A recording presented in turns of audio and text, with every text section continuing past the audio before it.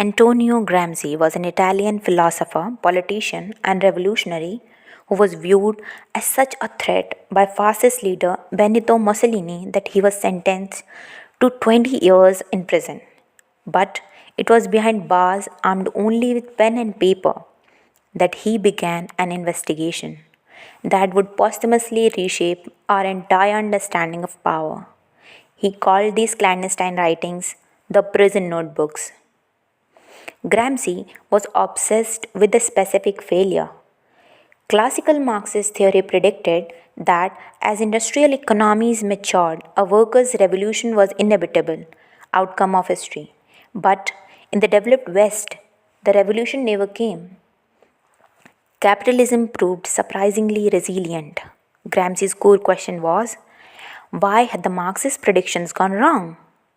And to find that answer, he looked at Marx's original model of society.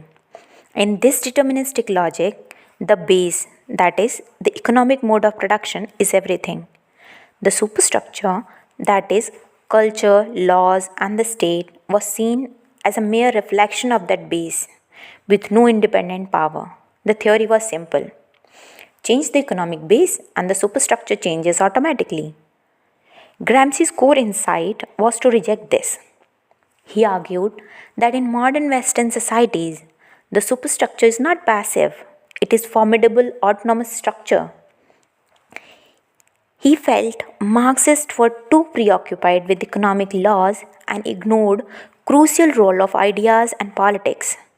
Gramsci became the theoretician of the superstructure, saving Marxism from what he called crude economic determinism. Gramsci divided the superstructure into two interconnected layers that maintain the rule of dominant class, which is political societies and civil society. Political society is the realm of force. It includes the police, military, and judiciary.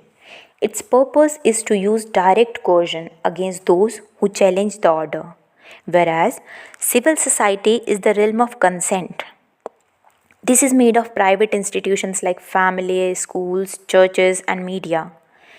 Gramsci argued that civil society is actually more important than the state. It acts as a shock absorber, cushion, protecting the system by shaping how people think and what they believe is possible.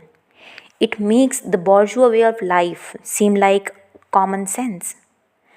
This leads to Gramsci's most famous concept, hegemony.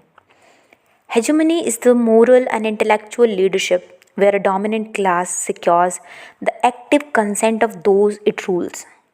It is power lived by the oppressed as common sense.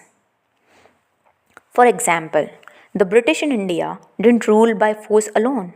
They used education to create a civilizing mission, making colonial rule seem like a benevolent necessity.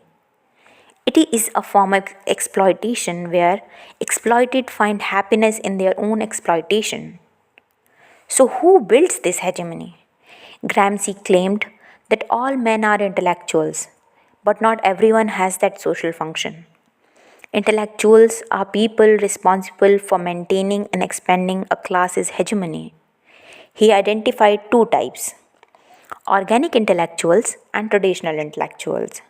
So, traditional intellectuals are like clergy or academicians who claim to be neutral and independent of class, whereas organic intellectuals are those who grow organically with a new social class, like corporate managers or policy experts, to organize its power and worldview. To overcome this, Gramsci argued it isn't enough just to seize the state. The working class must develop a counter hegemony. They must produce their own organic intellectuals, build a coalition of all oppressed classes, historical bloc, and persuade traditional intellectuals to join their cause. This led to a new set of rules for revolution: the war of position and the war of maneuver. War of position is a long, difficult ideological struggle within civil society, the battle for the mind, whereas The war of maneuver, the final open conflict and direct assault on the state. You cannot win the physical war until you have first shifted the balance of ideological power. Gramsci's theories have provided a powerful alternative to economic determinism. His work directly influenced the Frankfurt School's analysis of mass culture and the entire field of cultural studies. Gramsci once wrote, "The old world is dying, and the new world struggles to be born. Now is the time of monsters."